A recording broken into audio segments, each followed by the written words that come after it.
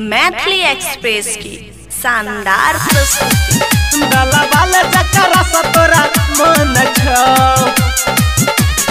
महिमा डीजे मन छो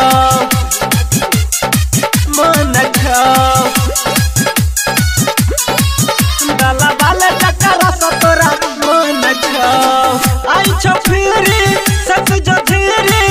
आई छो फिरी सस जो धीरे मिलला मौका ये खान छो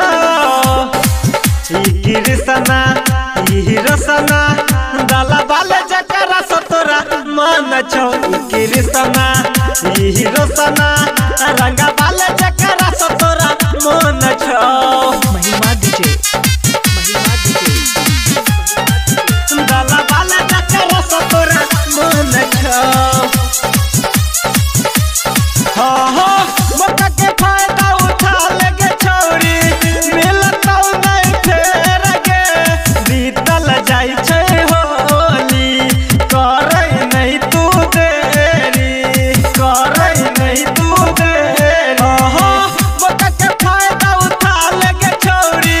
मिलता नहीं फेर गे बीतल जाई छे होली करे नहीं तू देरी आगू पिछारी इपी चकारी